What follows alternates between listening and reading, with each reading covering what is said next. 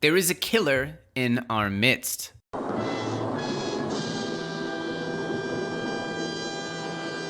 That's right, today we're going to be talking about the disruptive new Oracle project that is here to be the CHAINLINK killer, as it's being hailed across the crypto space. This is, in my opinion, the most disruptive and interesting new Oracle project that I have seen this entire year. That's right, this entire year. It's by no means a low cap gem. In fact, the market cap will be significantly higher than most of the coins we cover here. But in my opinion, this could be one of the more impactful and meaningful projects that comes into the crypto space during this bull cycle. It is more than just a fresh coat of paint on the Chainlink decentralized Oracle concept.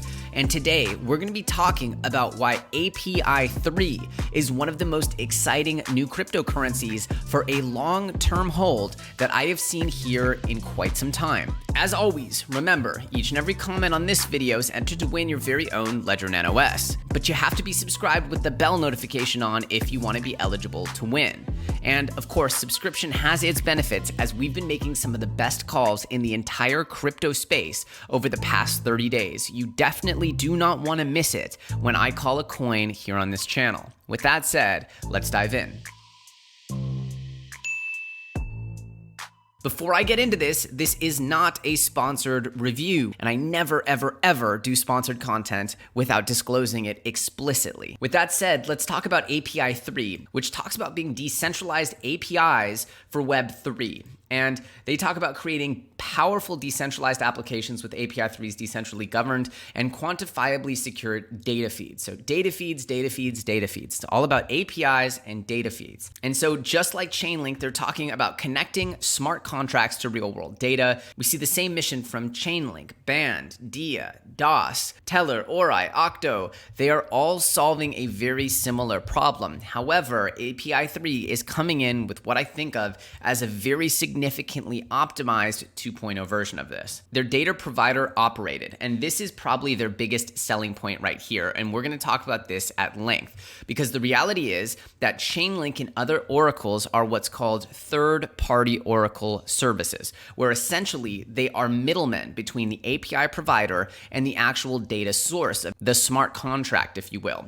So Chainlink is essentially middlemaning data, whereas API3 is removing the middleman and allowing for API providers or API operators to directly onboard data onto the blockchain. And as we'll talk about, in essence, this is not just a quick switch operation. It's a pretty significant and ideological swap of how this is supposed to be conducted. They talk about being quantifiably secure, meaning that users are insured against data feed malfunctions. And then they're also cross-platform, as they talk about right here, which we'll get into all of these in a second. Just to name a few, we have Pantera, Hashed, and Digital Currency Group. It is a very elite group of investors, and from what I've heard, essentially all of these investors were pretty pissed off because they weren't able to invest as much in this project as they wanted to. Everybody got chopped down because this thing was so competitive. And so when you see these groups getting absolutely sharky and trying to scoop up as much of it as they can and getting essentially chopped down to bits,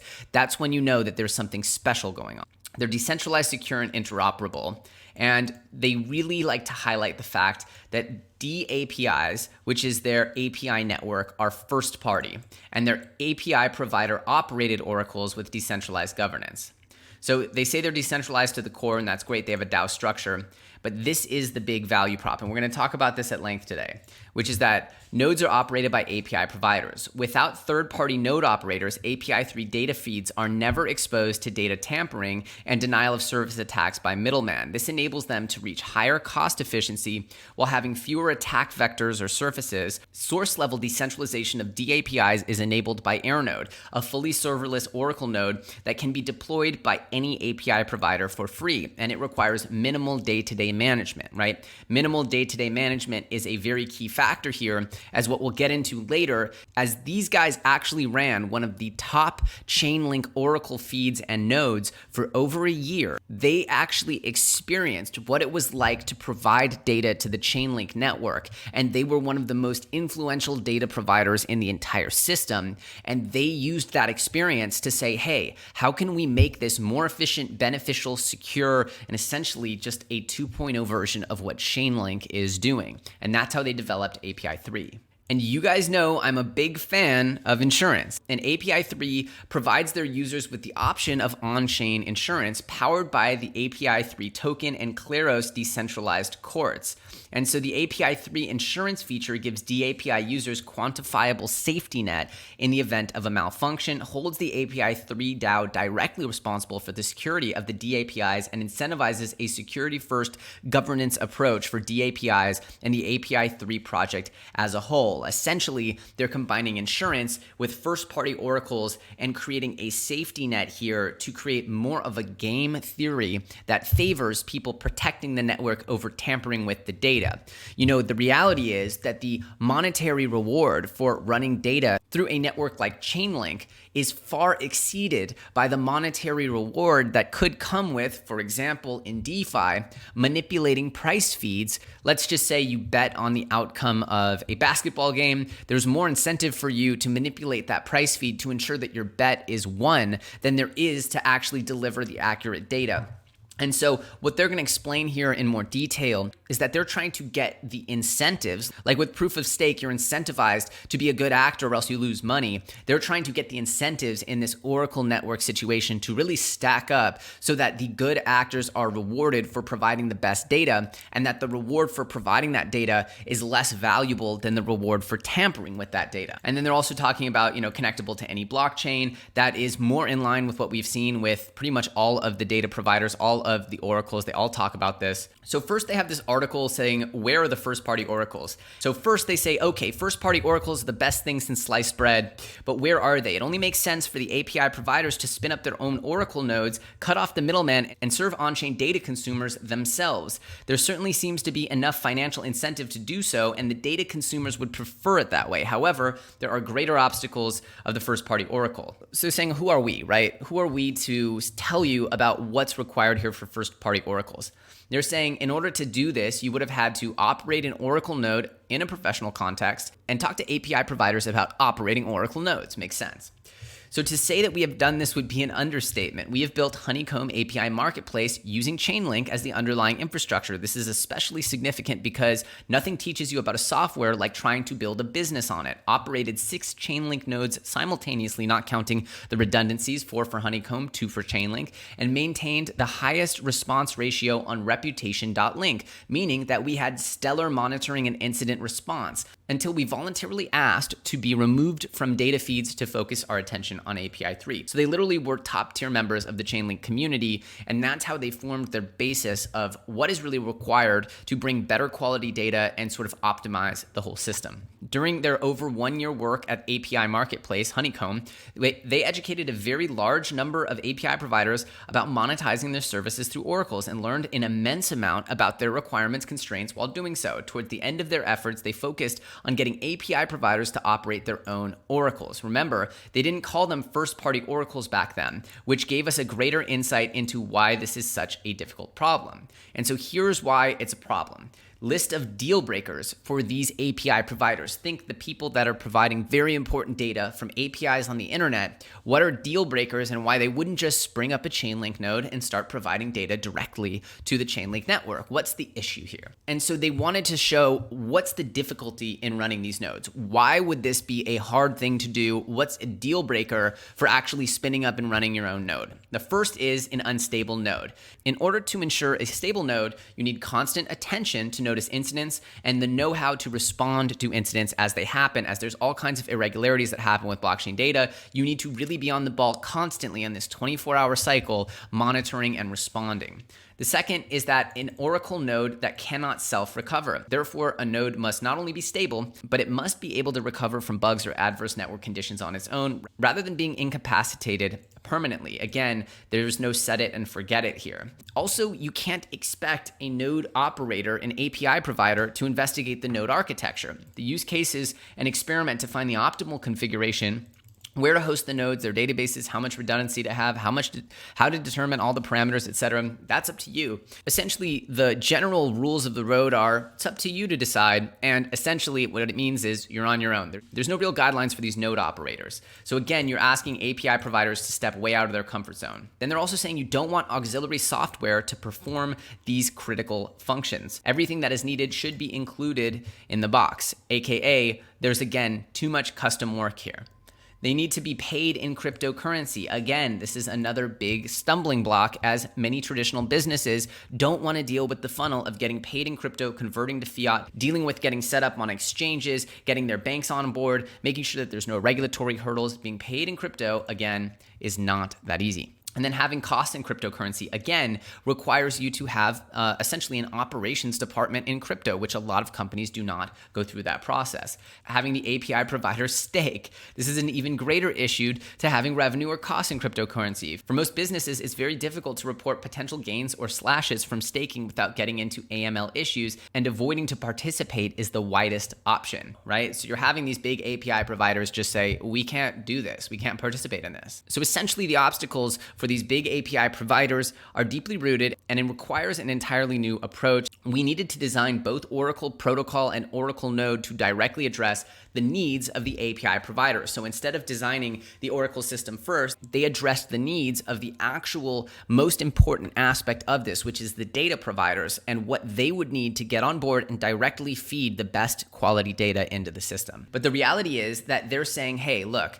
we're not saying we're the Chainlink killer. However, we are saying that we are doing things in a very different way. And they show this visually by saying, hey, look, they chose to do third-party oracles. This is an entirely different approach. We're choosing to do first-party oracles. And they're saying that by understanding that we are fundamentally solving different problems in different ways, we are not really as comparable as competitors, as we are sort of operating in the same exact industry, but with completely different models. And they underline this again here, saying that they have the unfair advantages, meaning that they were able to see the Chainlink system fully live and fully operating before they created their own. So they were essentially able to exploit inefficiencies and build around what were shortcomings of the first version of this, which we have to credit Chainlink and Sergey and their team for creating this decentralized Oracle industry, if you will. And now they're trying to optimize it, elevate it, and make it more functional for the best data providers to easily provide the best data to the blockchain. So the API3 token itself has three key purposes. It's staking, collateral, and governance. The staking, of course, you get rewarded for staking your tokens, and this is to increase the activity on governance. And so the more staked tokens there are, the less the staking reward will be. And so the more staked tokens there are, the less the need to influence people to participate in governance, because they assume that staked tokens can be used for governance. However, the less staked tokens there are, the higher the staking reward will be to influence people to stake more. And so there's a little bit of an adjusted staking reward here, which is a pretty interesting mechanism. And once you have the full participation in governance, they're saying, hey, look, there's not really a reason to keep incentivizing people to stake. And they're also using it as collateral that backs insurance services to protect users' funds from damages caused by DAPI malfunction. So they're literally building for the possibility, in fact, the likelihood that something will go wrong with data, that it will cause damages, and they will have insurance to back this up. So it's not just a data play, but it's also an insurance play. And you guys know how bullish I am on insurance in this particular regard. To be honest, the biggest criticism of this project is that they have 30% of their tokens going to the founders. And so I personally don't really know how this is going to play out, but I know that the founders are subject to a 2-year vesting with a 6-month cliff. The prior and seed investors are vesting over 2 years, and that's block by block. And so there's not going to be any sudden dumps here. It's going to be block by block vesting so that people will have access to their tokens each and every block, which creates a linear release of the tokens so that there's no one big moment where big releases happen. And so really what I'm seeing here is that these early investors got in at 30 cents, and that 30 cents is exactly where this bonding curve starts, this S curve. And so this bonding curve is going to start at 30 cents. So if you get in here at, under 50 cents or so, you'll have way more access to your tokens and start with pretty much the same price as the pre-sale or seed investors. If this fully subscribes, it'll make its way up to $2, which is about a 700% gain here from the beginning of the bonding curve. And that would be the full release of 20 million tokens. Let's just say it makes it to $1 here at about, $6 million.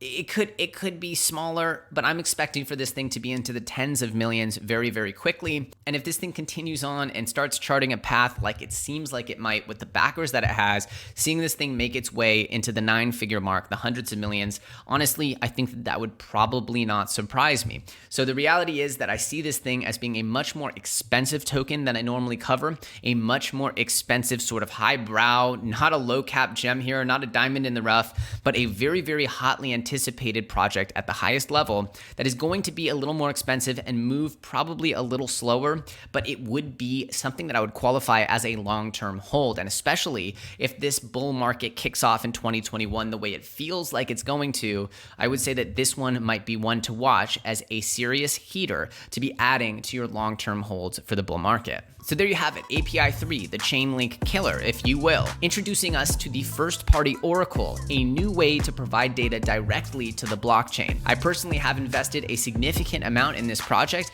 I accepted and stomached their 2-year lock period because I do believe that this project is extremely fundamentally strong, and I believe that this thing could be one to watch and something that will develop and blossom as it tries to truly elevate the standard of data that we get on the blockchain. They've done the hard work of finding out what is so hard about running a Chainlink node, why API providers are not just jumping in and supplying data directly to the blockchain, and they've structured this project in order to address those concerns. So I'm pretty excited about what API3 is bringing to the table. I do think that they will be a huge competitor in the highly lucrative, price-reactive, and extremely important decentralized Oracle race. But I'm curious, what do you guys think about API3? Are you excited? Do you plan on getting involved in this project? I know I certainly have my expectations set sky high on this one, but again, this is not a low cap gem. It's probably not going to provide the same quick gains as other projects, but long term, the fundamentals of this one are extremely, extremely strong, and I'm expecting for some serious growth and some serious impact on the larger decentralized crypto economy to come as a result of this project. If you guys got some value out of this, if you enjoyed this video, do me a favor and destroy that like button, and of course remember that each and every comment on this video is entered to win your very own Ledger Nano S. Thank you for dealing with whatever is going on behind me. It allowed me to use this mic here and absorb some of this sound bouncing around this room. Things will get better looking over time, I promise that. But for now, I'm just excited that there's such a strong project coming in to what feels like perfect timing here for alt season and what is looking like an historic bull run of titanic proportions. Again, this is not a sponsored review. I'm an investor in the project and very excited for what the project holds in store. If you guys want to learn more, there's some links to API3's socials and website below. And as usual, if you want to connect with me personally, feel free to follow me on Twitter or join my Telegram groups. The links for both of those are in the description. If you guys are experienced traders, again, no newbies here because you could really get wrecked using this stuff. But if you're experienced traders and looking for some sign-up bonuses, you can sign up for Bybit or Prime XBT with the links in my description. You can get a $610 bonus or a 50% deposit bonus on Bybit and Prime XBT respectively. Again, that is for experienced traders only. If you're inexperienced, you're going to lose your money. Don't get excited about that sign-up bonus. You will end up losing in the end. Experienced guys only, please. As usual, we've been calling the best and most important altcoins in this entire space over the past few months, and that train is not stopping. We have gems coming for you. And although this was not a low cap gem, I do believe this is a gem of a project, a long-term hold. So if you love altcoins and you want to be made aware of the most disruptive and undervalued technologies in the space, all you have to do is subscribe and put that bell on. As usual, my name's Elio Trades. Thank you so much for watching, and I'll see you very soon on the next episode.